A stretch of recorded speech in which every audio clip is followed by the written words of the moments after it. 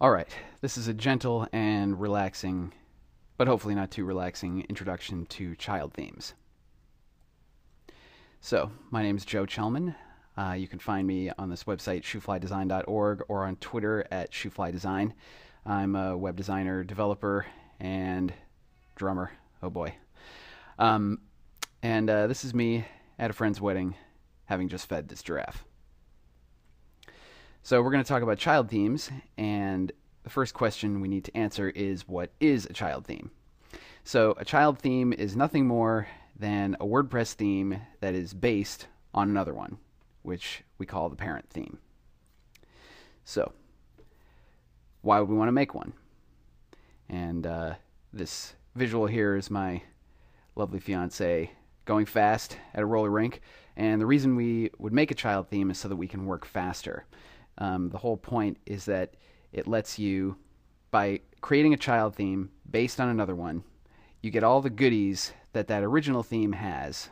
That's both visually and in terms of all its template files, the markup, the PHP, like all the stuff that it comes with. You get all that for free, but then you make your own separate copy that's based on it. So you inherit all that good stuff, but you can make just the things, just the changes that you want to make on your own, in your own set of files, and you only have to change the ones that you want to change. You just get everything else. This means that when the parent theme is updated, and you would hope that it would be for bug fixes, security, just keeping up with WordPress, all that sort of thing, then you get all that stuff and you don't have to do much of anything. The other thing about making a child theme is that if you want to make changes that are not just in the CSS layer, like if you want to change the markup, if you need to do some PHP stuff, anything like that, this is really the only way that you can do that in a way that's safe. I mean, of course, you could edit the original theme that you downloaded, but then if it updates, then you lose all your changes potentially. So child theming is an upgrade safe way to customize a theme pretty much as deeply as is possible in WordPress. So why might you not want to do this, other than if you're just, a lazy cat sleeping on my shoes? You might not want to do this if you don't need to. So there are situations like if your theme happens to include all the options that you want just in its theme options, or if all you need to do is custom CSS. There are plugins like the custom CSS module within Jetpack that will let you just add custom CSS settings in your WordPress dashboard, and then you don't necessarily need to go to the very limited amount of trouble, but still a small degree of work to create a separate child theme. Or if you're, more of like a control freak, then perhaps you don't want to bother basing your stuff on somebody else's work. Maybe you want to start completely from scratch, or maybe you want to use a starter theme like Underscores, or one of the other base themes that's meant specifically to be hacked into its own custom theme. It doesn't necessarily provide anything visual, just maybe some programmatic stuff. In that case, maybe you want to do it that way.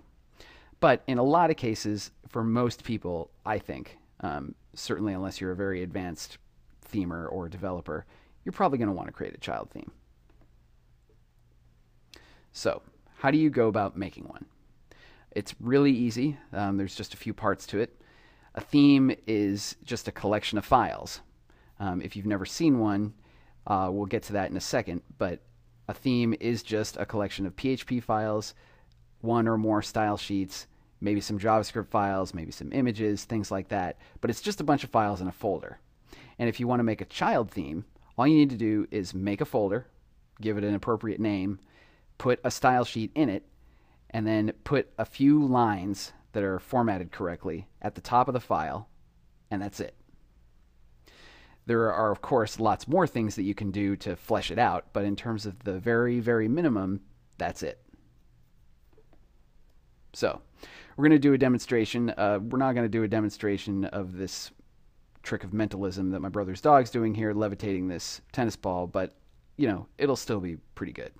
So let's get into that now. Here is an installation of WordPress just sitting here on my computer. I'm running this through MAMP, which is a local development environment that lets me run the Apache web server, MySQL, and PHP without having to be connected to the internet or anything. And what that looks like if I switch to my browser is this.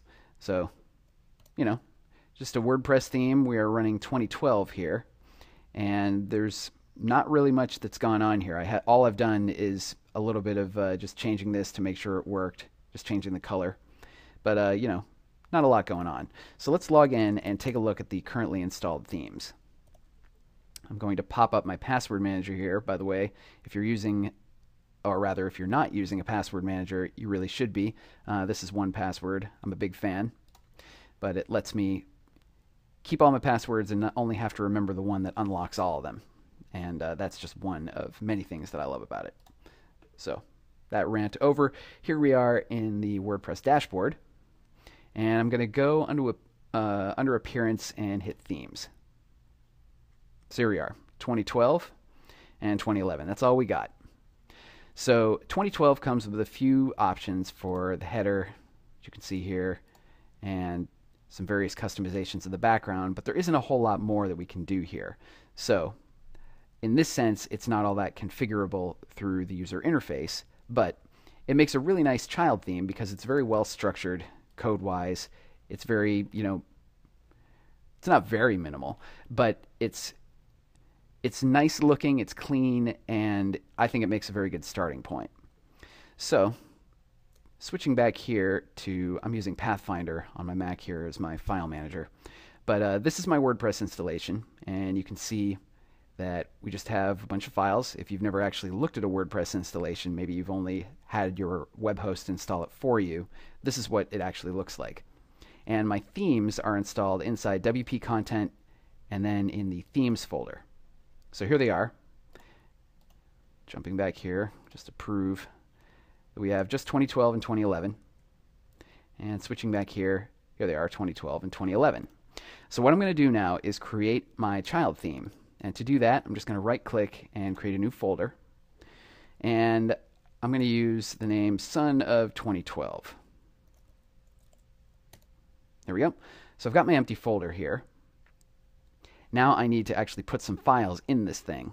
Actually, all I really need to do is put one file in. So I'm going to open this, and again I'm going to use my right click menu, and I'm going to create a new file, and I'm going to call it style.css. Now you could do this in your text editor, and by the way, I'm going to go on a big rant about text editors in a second here, but you just need to create a file or start a file and then save it in this location that is inside your theme folder and call it style.css. That's it. Now I'm going to open this, and I'm going to use Text Wrangler. This is a free, just a second, let me resize this down. Hey, come here. Wow, you are just a big old window here. Trying to get all these windows to be just the same size. Okay, so here we are, and it's currently empty, so not much happening here. But to make this an actual theme that WordPress will recognize, I need to put in a comment at the top. And I have Text Expander installed on my Mac here, and I have this shortcut where I can type WP child and have it expand out to this.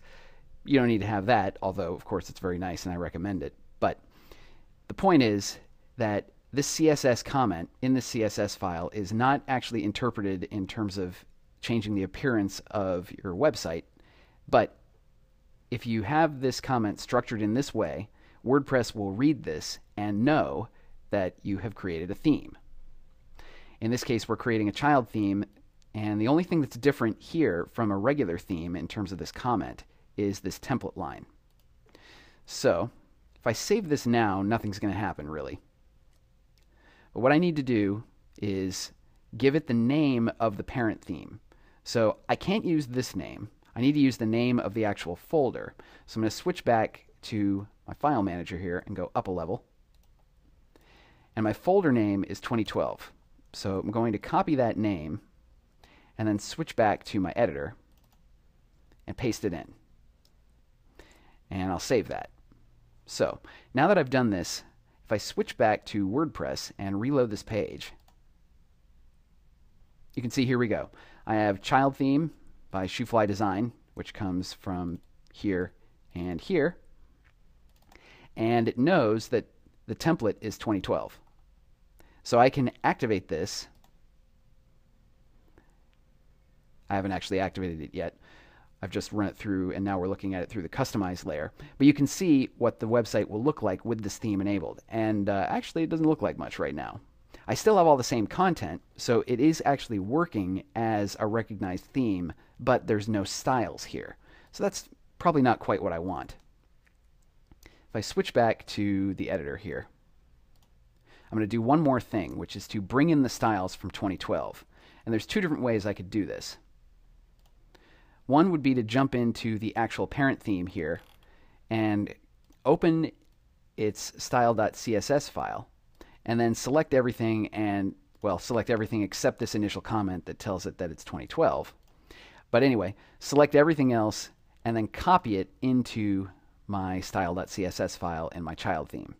Probably don't want to do that though, because really what I like to do is just keep my customizations in my child theme's CSS file. So there's another way that I can do this using the CSS import directive. So what I do is I use this syntax where it's @import, and then I give it a URL with parentheses here and ending with a semicolon. Now what I need to do is actually tell it where to find the styles that I want to kind of tell the browser to import for me. So the way I do that, it's a path relative, I'm going to use a relative path rather, from my child theme's style.css file. So what I need to do is go up a level to my themes folder, and then down into the 2012 folder and go to style.css. So the way I do that is use two dots to go up a level, and a slash, 2012, another slash, style.css. And now if I save this, I can switch back to my browser and take a look now, and here we go. Now we're in business. All of the same stuff. It looks exactly the same as when 2012 was running, but if I save this, switch back over here, of course, nothing appears to have changed, but now I can make changes of my own in my child theme. So, for example, if I wanted to try and change the body text, I could add this CSS body selector and try to change the font family. So let's try and change it to a serif font. I'll save this and switch back. Okay, that didn't actually do anything. So the question is, why didn't it do anything? Well, it's not because I did this wrong, in the sense that I put this style in the right place, but it's not quite specific enough. I'm cheating because of previous times when I've done this. I know that's the reason. So let's take a quick look using the web inspector in Safari. And by the way, to use the web inspector, you can go into Advanced in the Safari preferences and turn on the Develop menu. And the Develop menu, which is actually off my recording screen right now, but you'll see it between bookmarks and window. And then one of the first items in the menu is called Show Web Inspector, which will pop up this thing in Safari 6. You can also right-click and choose Inspect Element, and that will jump directly to whatever the thing was that you clicked. So if you've never seen a web inspector before, there's a similar thing in Firefox called Firebug, which is an add-on that you have to install separately, and Chrome also has one, which is also called the Web Inspector. But they all have different user interfaces.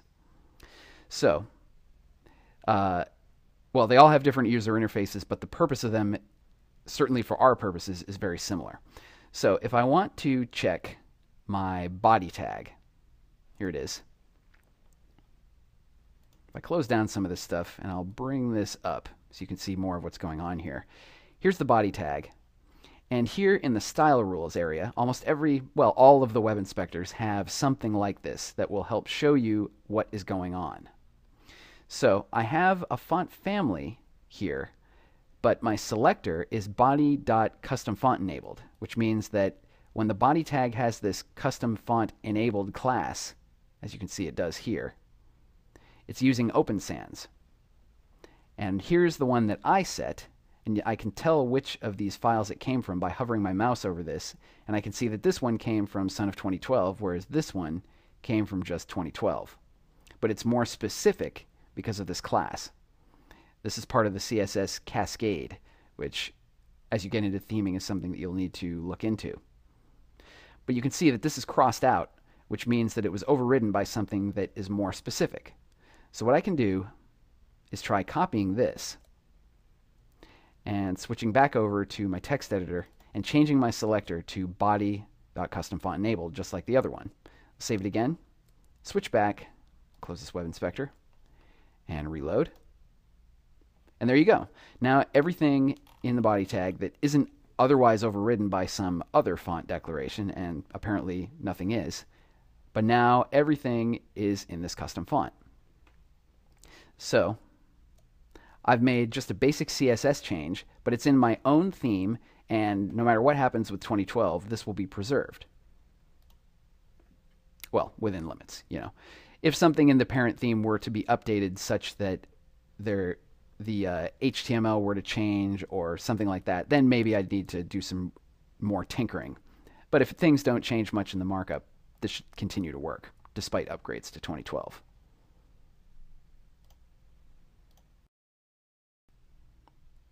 Okay, so we've done this with 2012, but I want to show you that this works with basically any theme.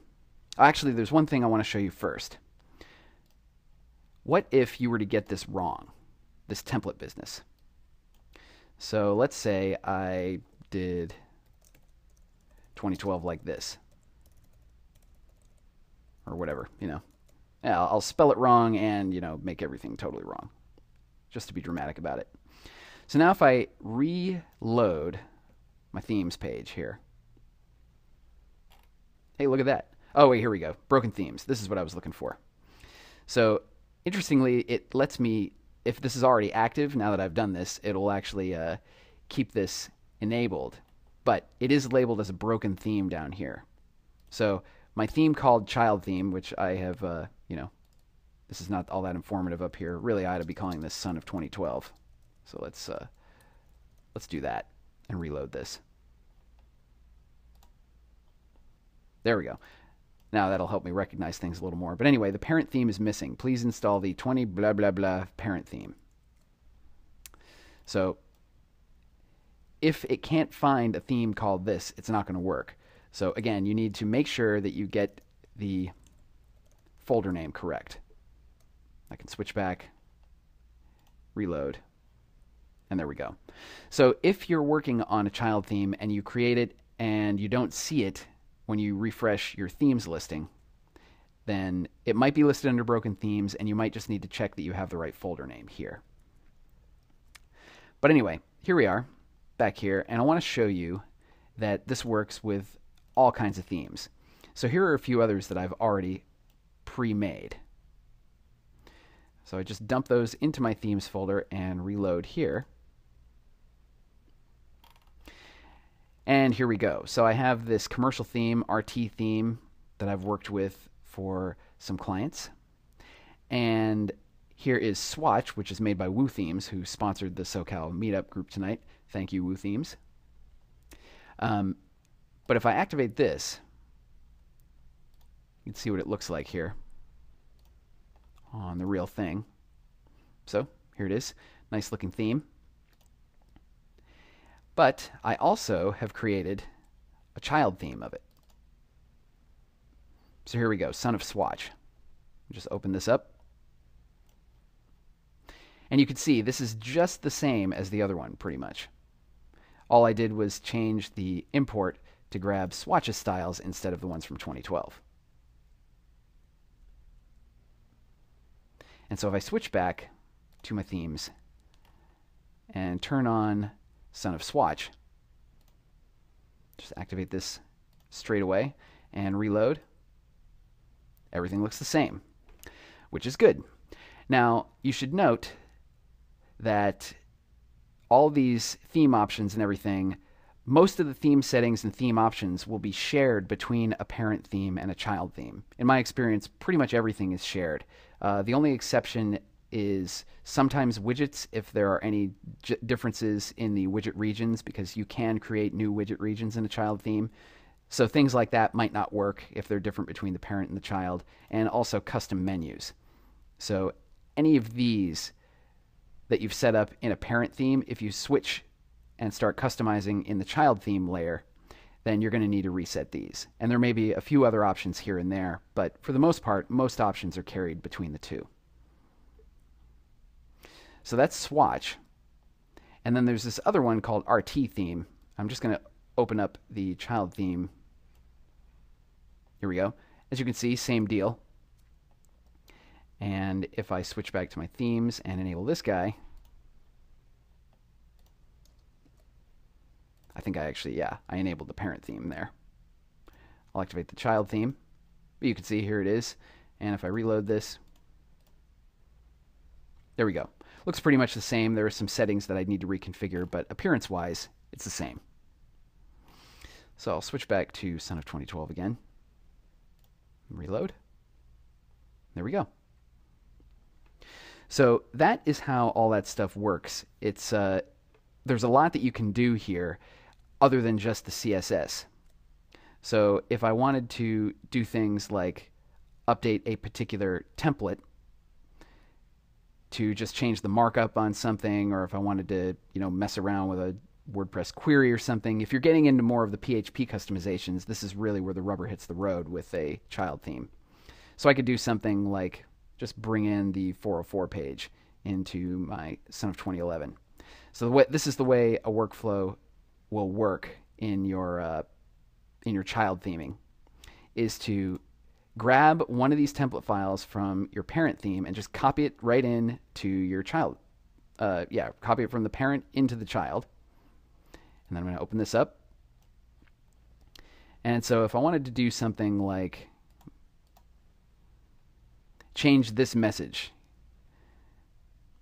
there are various ways that you can do this because it's running through the WordPress translation layer, but I could just say, this is extremely embarrassing, isn't it?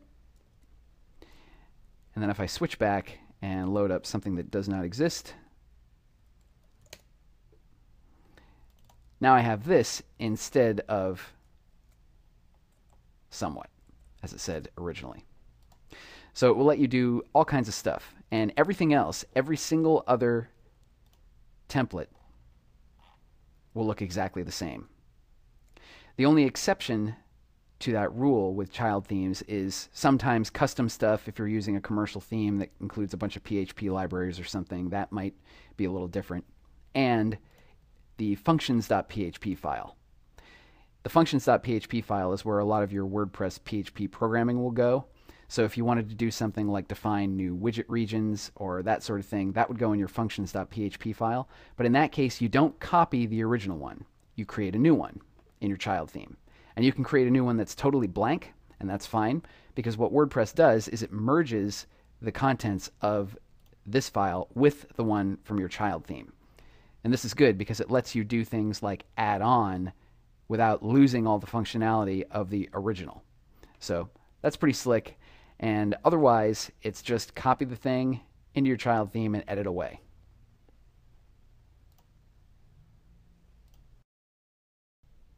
All right, so let me jump back to the slides here. We're done with the demos, and I hope you've enjoyed the cute dog. So the next thing is to choose your parent theme. Now, there are different ways to do this. 2012 is a perfectly good choice if you're just starting out, but in general, you may be looking through a bunch of themes and you find some things that look pretty good, but you want to make sure that they're really going to be suitable for this kind of work. So what kinds of things do you look for? One of them is whether the theme is child theming friendly. There are occasional themes that explicitly will not work, or not that they won't work, but it'll just be they're not designed for it. Maybe they're designed to be used as a starter theme that you just hack to bits. Something like underscores or various other themes that are meant to be used by developers are not necessarily meant for child theming. But there are others where it's maybe just a little difficult because of a bunch of custom stuff that they include. So it's just useful to check the documentation for any themes that you're looking at, especially if you're looking in the commercial themes world, and see if they say anything about being helpful or rather useful as a parent theme in a child theming context. You also want to make sure that they are updated pretty regularly. WordPress updates all the time, of course, as do plugins, and you always want to make sure that your theme is keeping up with security updates, bug fixes. Every theme is going to have minor problems from time to time. So if it looks like that theme is getting updated regularly, then it's probably going to be a good candidate. If you're getting into some of the more,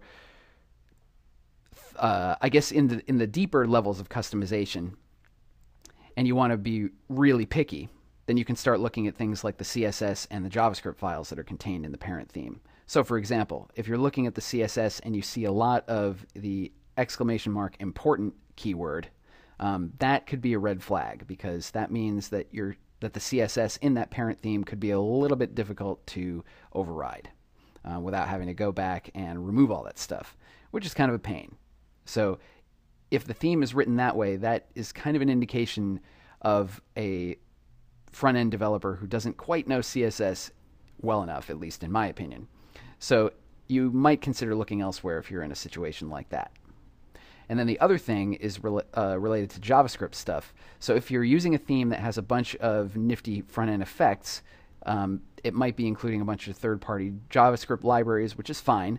But if they're updating the version of jQuery that's required to run those extra plugins, you want to make sure that they're doing it the right way, using WP enqueue script and things like that. If they're not using that technique, if they're just kind of dropping the files right in there, that's not so useful, and it can be a little bit difficult to keep up with upgrades to WordPress, or just kind of untangle things, and you're dealing with compatibility issues and all kinds of stuff. So if they're including a lot of JavaScript stuff and you know JavaScript yourself, it's definitely something that you want to be looking at. And if this is something that you're not as familiar with, maybe you can ask a friend or something to help you out. And then a few gotchas. If you're building your new child theme and you get a bunch of PHP errors when you activate it, it's possible that there will be some files that need to be included from the parent theme that you wouldn't normally have to do in others. This is not something that you're going to run into with themes that you download from the WordPress theme repository for free, but you may occasionally see it in the commercial world.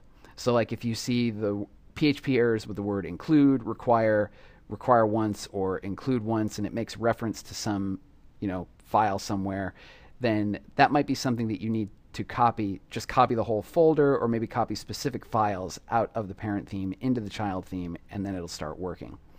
I've seen this with some commercial themes where they will actually give you a template, like a zip file of a sample child theme that already copies in all that stuff for you. So a situation like that, maybe it's not so hot that they are making you include this extra stuff, but if they provide a way to let you do that pretty easily, then, 2 thumbs up for them, I guess.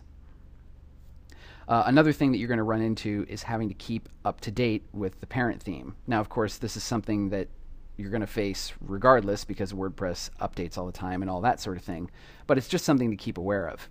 If you've made some overrides on things, like in that example I showed with the 404.php file, if the parent theme updates and there's been a change to that 404.php file, then you're going to need to check what's changed in that file and see if there are bug fixes or security updates, or just things that are nice that need to be brought over into your copy that you've modified.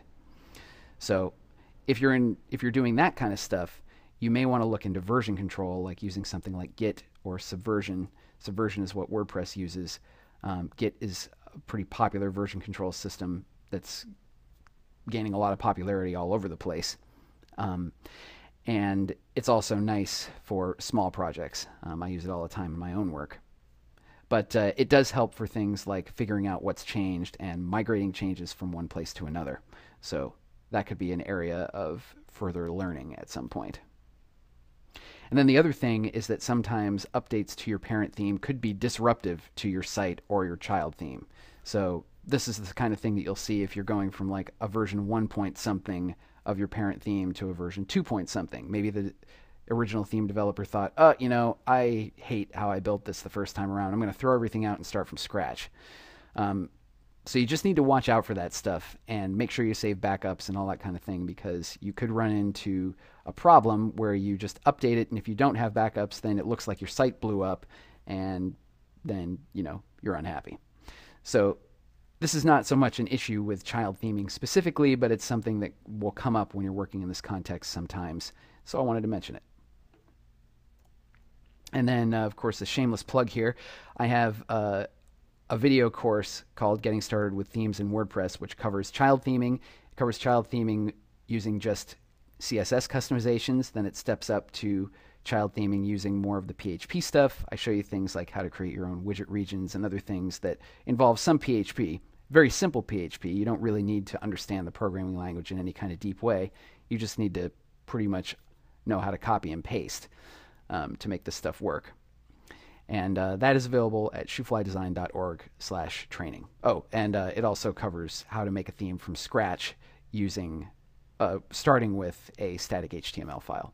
So check it out. There's some free videos, and let me know what you think of that. And I guess it's going to be a little difficult unless I can somehow read your mind through your computer for you to ask me questions. But if you do have questions, there's a contact form here on shooflydesign.org, and you can send me any questions there, or check out the meetup page for tonight's WordPress meetup. You can leave some comments there, anything you like, and we'll see what we can do. So hope you've enjoyed this, and be in touch.